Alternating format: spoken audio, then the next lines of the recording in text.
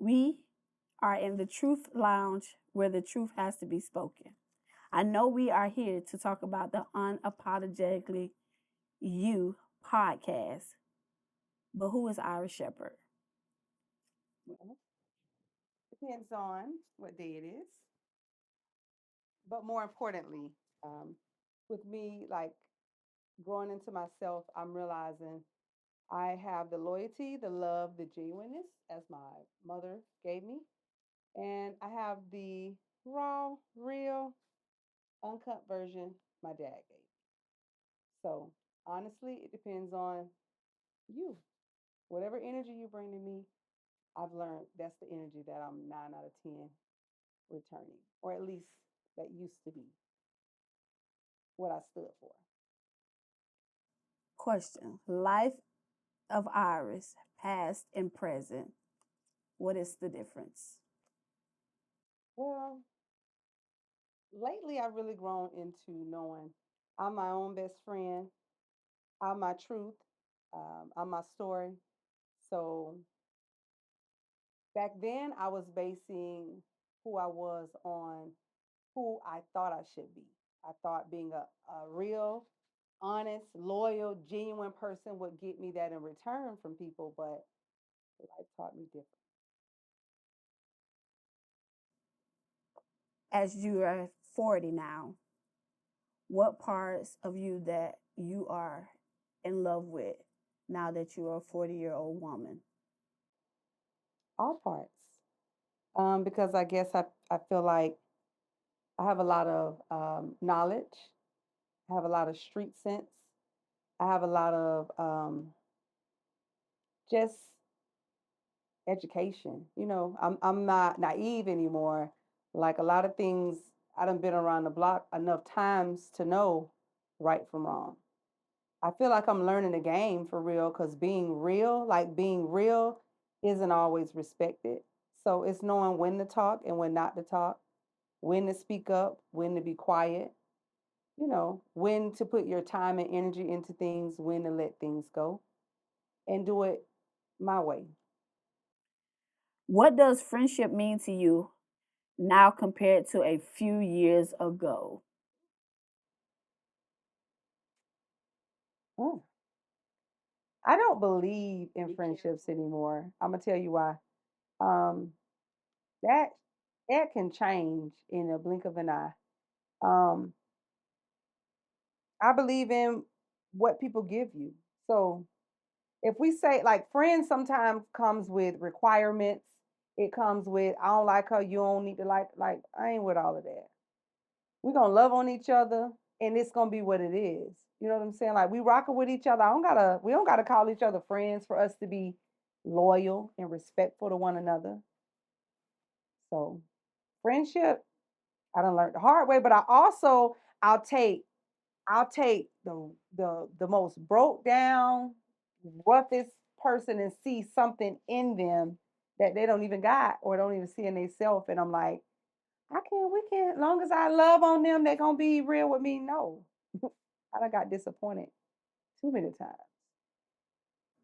What I say to that is you can't expect you and other people. Yes, I can, because I can get from around those that don't give that. I'm just being honest.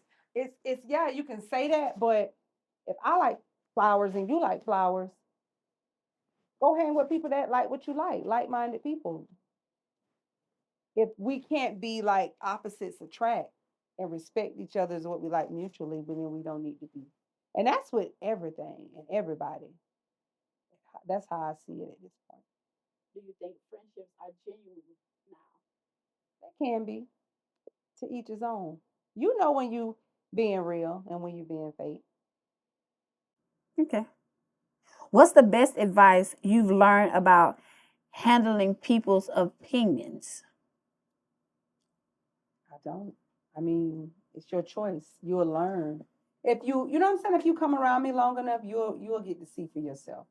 I'm not into proving myself anymore. Sometimes silence speaks louder than words all the time. So be quiet and let them learn for themselves.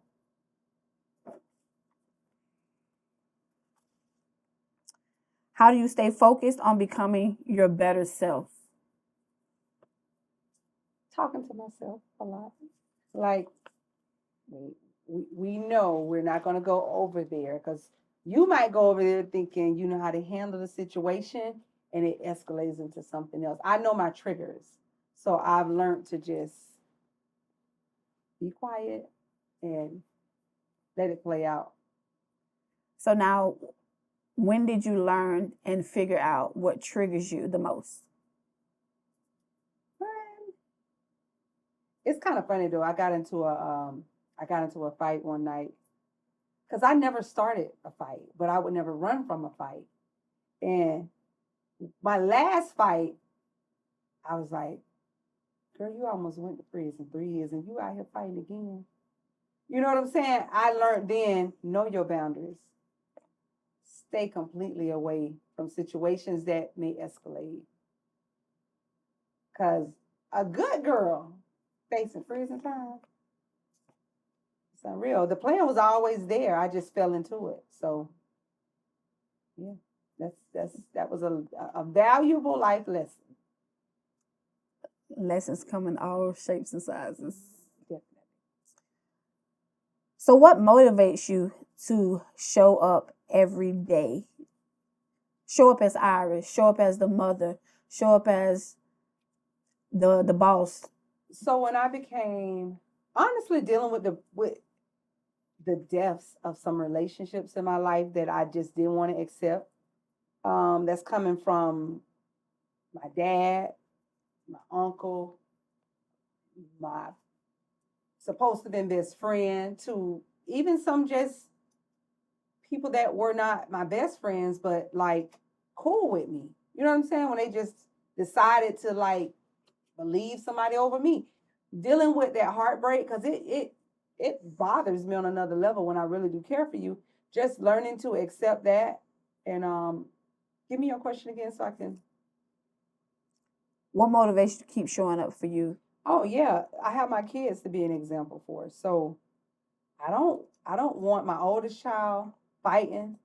You understand what I'm saying? Mm-hmm. And then my reputation became Iris fighting because of I'm letting other people control how I respond. So it's just saying, you know what's on the inside reflected on the outside.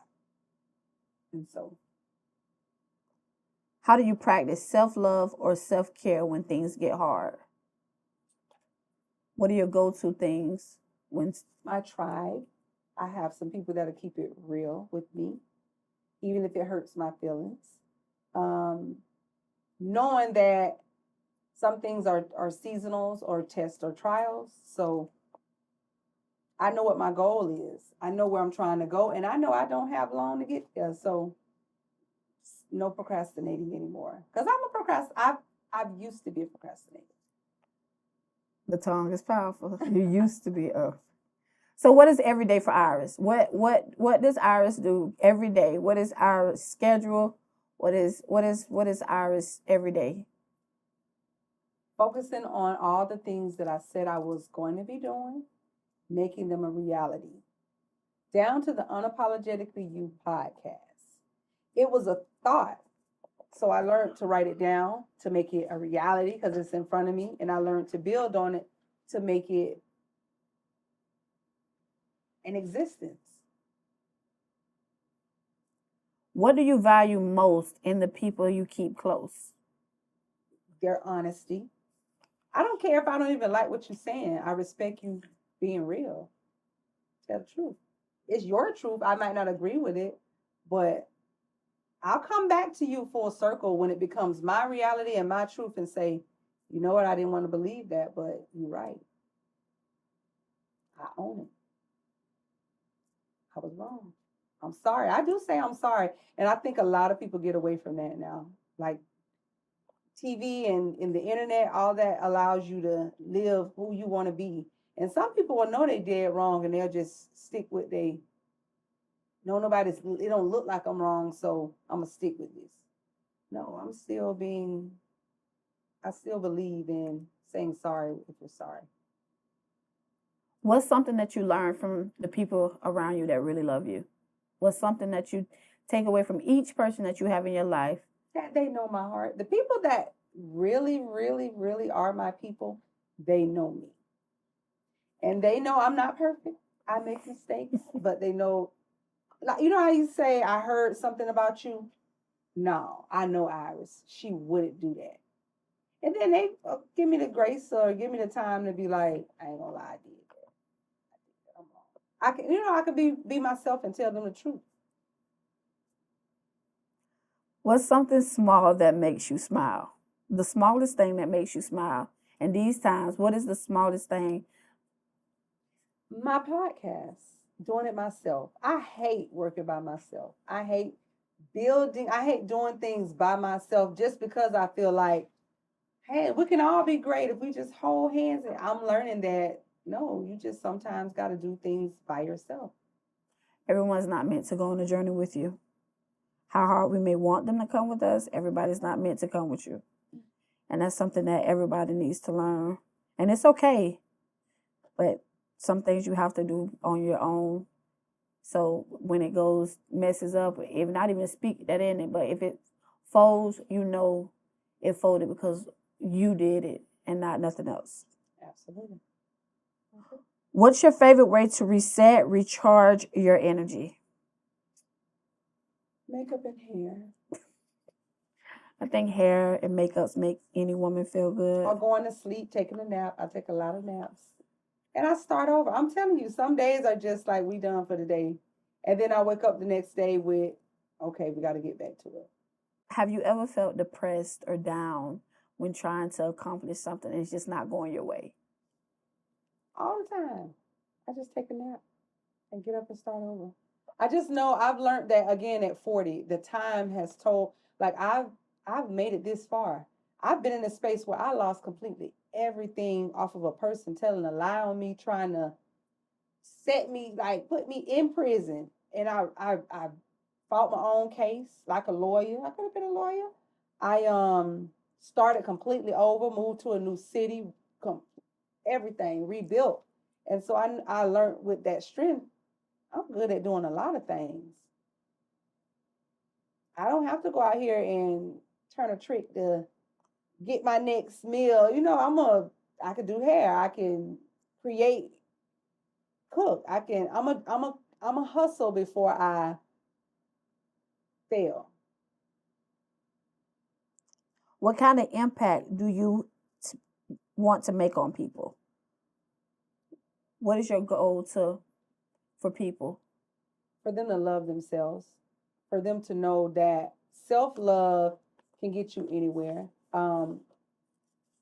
Get out your own head. You need self love. You need a tribe. With your tribe, people will help you understand that, hey,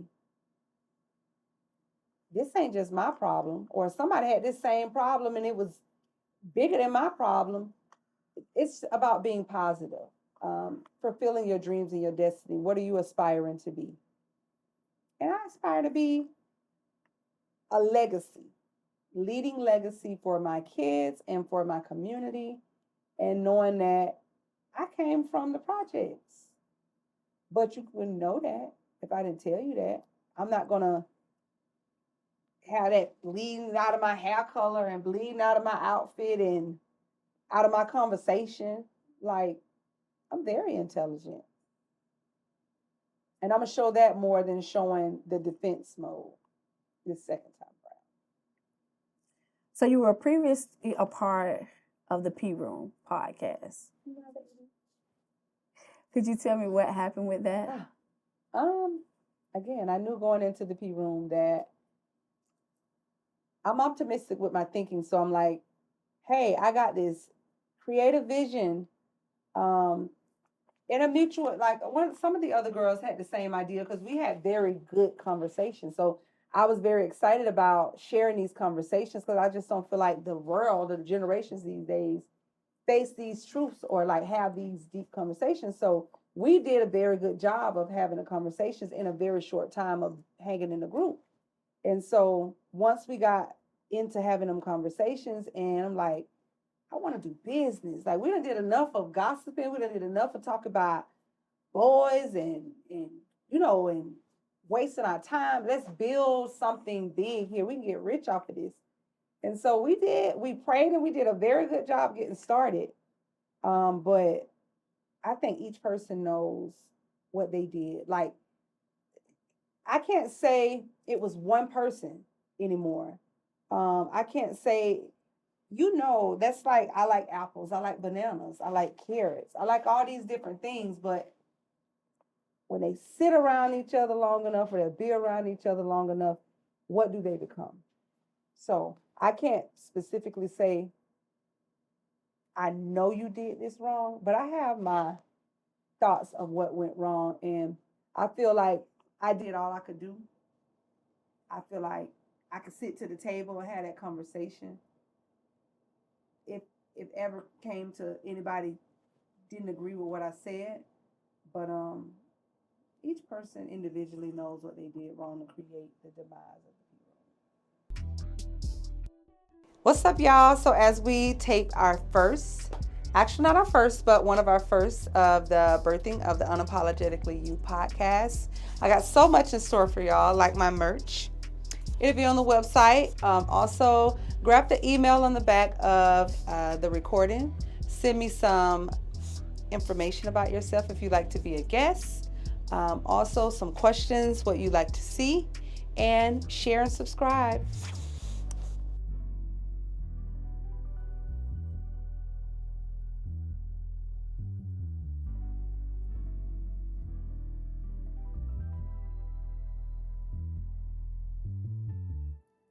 Going forward with your Unapologetically You podcast, what do you want people to know and people to understand? What are your goals in recording this podcast? It's a place of like being real, being raw, being uncut, being yourself, being you. Really, we all say like, "What's your story?" Right? It's built on like helping to inspire other people through your story. So when it come to me, like I didn't want to do this by myself, but I was forced to. But I guarantee you by the end of it, you're gonna see my vision and you're gonna know, like, dang, I thought I was gonna be living life with these people. They're not here anymore, but they're still like flowers in life, you know, to be lived. And I'm doing it unapologetically. Like I'm not looking for people's approval. I'm gonna do it my way, but I promise you, you'll love it my way. You'll love it here because it's real. It's genuine. It's not for drama. It's not to like mislead you. You're gonna leave me inspired. So now that we have all the questions about past things, I want to know, what do you feel about relationships now? When I say now, from when you was 20 years old to now 40, what do you feel about relationships? And what is your take on relationships, about the being in love in these times? Um, I've been in love with friends. I've been in love with relationships.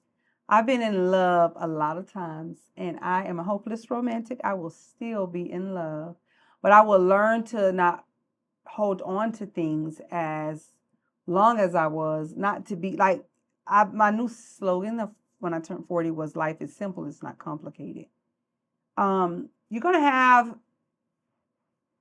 ups and downs, but as long as I'm willing and they're willing, it's gonna work. Going to the past, I used to fight for my, you know what I'm saying? Like fight for my love. Like, no, we ain't doing that no more. It's simple. It's gonna chase me. Not that I chased it, but I don't gotta keep forgiving you. And that's in relationships and friendships. No, life is simple, it's not complicated. Do you feel like friendship breakups are hard? Some of them. Some of them for me were more traumatizing than relationship breakups. That was my next question. Would you rather have a friendship break or a relationship breakup? Hell, they both hand in hand now.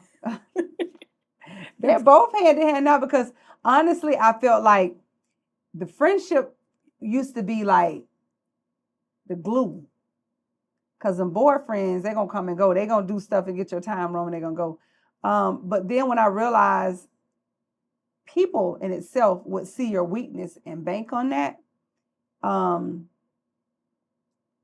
it kind of grows. You ever see like a bad apple touching other good apples?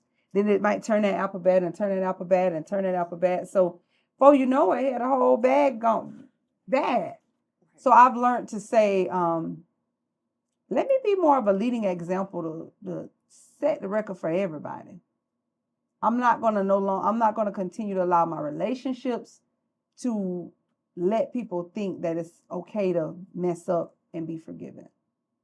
So in this time of, we've seen good relationships, we've seen bad relationships, do you still believe in marriage? I do. And I will be married. I had a life goal to be married in my 40s. So if you know my person, then you know he hears it. I'm somebody's wife and I'm gonna be married. But when I focus on my success in my business, all that gonna fall in. I used to focus on the relationship first and be like, we're gonna do this as a no, I'm doing this by myself. So when I get where I'm going, who's there will be there. So it sounded like at this new age of 40, ours Shepard is first. It's just, again, life is simple. It's not complicated. I read, I know the game. I know the game. I got a lot of street sense. I have a lot of wisdom. I can teach it. And the game, if it ain't changed in 20 years, hey. Iris, I've known you, and I've known the old Iris and the new Iris. Both amazing people. But if there was something that you could change about yourself that many people may not know, what would it be? Reacting out loud. I would be more silent. Like I got some of my friends that they just, and I'd be like, you so chill. Because a lot of times not talking, again, I keep saying it speaks louder than words. So be about my business. And I should have been moving by myself. From one of my life goals, I'm like, when I get 40, I'm going to be fine. I ain't going to be that little chubby, mama, just not taking care of myself. So I set goals to get my body and image and stuff together after my kids. And when I did it all by myself, I'm like, I'm realizing sometimes when you just do stuff by yourself, you get more accomplished than trying to do it with a group of people or anybody in particular. So focus on taking care of your business. And I still get to help people. I do it. I like to help people. That's a part of what helps motivate me to be bigger and better on my own things, but not wasting my time. I guess that's the bottom line. If you're wasting your time on something that is not benefiting success or growth in the direction you want to grow in, cut ties with it. So in closing of this interview, I want people to know, once again, who is Iris Shepard? So in closing, it's funny you asked me that though, not really, right? So I had I have a few woosah moments in my life where I'm like, God, what is going on? So I think I went and I did something and I could not see my weight. Like the numbers was hitting, numbers I had never hit before, right? But I'm like, I got my family, I got my kids. I'm happy. Like, what's the problem? I just, I got a house, I'm checking off these life goals. And I was like, you know what? These hoes can never call me ugly. But they having a time with this fat. So I'm gonna do this for them. I'm being so real with you. I'm gonna give you what you think you hurting me with. I'm gonna give you that. So I'm gonna put my mind to getting my body right, getting my weight right, getting my business together, getting my prioritizing what you think. Because again, I was procrastinating. I'm going to prioritize taking care of my business. And I'm going to be the you hate to see coming unapologetically. Well, with that being said, we have the boss, the CEO of Unapologetically You, and she has spoken. And that's what it is to know Miss Iris Shepard. Thank you.